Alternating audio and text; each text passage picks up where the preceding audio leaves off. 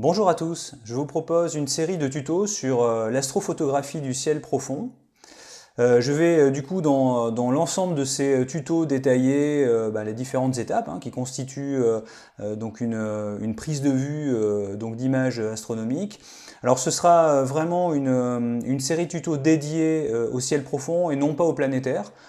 Pourquoi? Parce que les techniques sont différentes entre ces deux domaines de l'astrophotographie. Les outils eux-mêmes sont très différents. Donc pour cette raison, je vais vraiment me focaliser sur le ciel profond.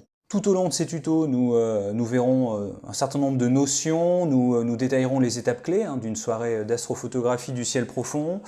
Je vais aussi beaucoup m'appuyer sur le logiciel Nina, qui est un logiciel donc séquenceur dédié à l'astrophotographie du ciel profond.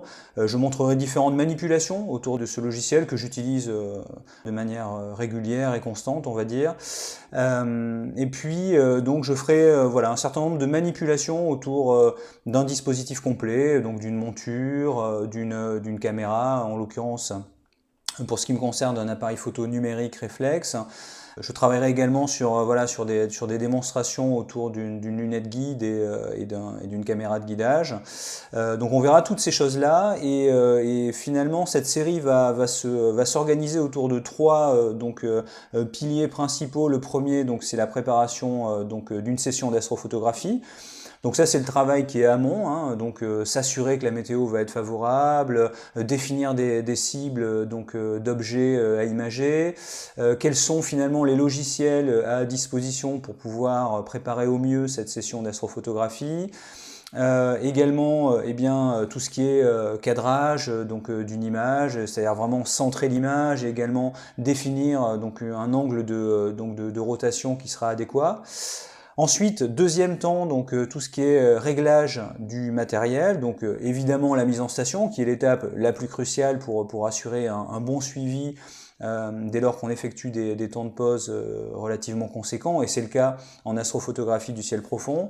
Mais on parlera aussi d'alignement sur plusieurs étoiles, de collimation, de confection d'un pare-buée, et puis de mise au point notamment avec un masque de Bahtinov. Et enfin, on aura un troisième temps sur l'acquisition des images. Donc on parlera d'astrométrie et des algorithmes qu'il y a derrière les différentes fonctionnalités d'astrométrie. Tout ce qui est automatisation des prises de vue, notamment via le logiciel Nina, la réalisation des dark, offset et flat, qui sont des clichés techniques qui nous permettent de corriger les défauts des images brutes réalisées et de les calibrer avant empilement.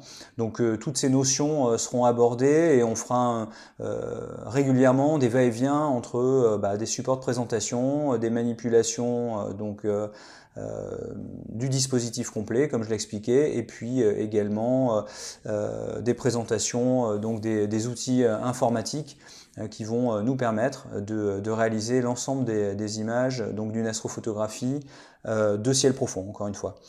Je vous souhaite un bon visionnage à tous et puis n'hésitez pas à m'adresser vos commentaires pour m'indiquer des points que vous souhaiteriez creuser. Ce sera toujours avec plaisir. À très bientôt. Au revoir.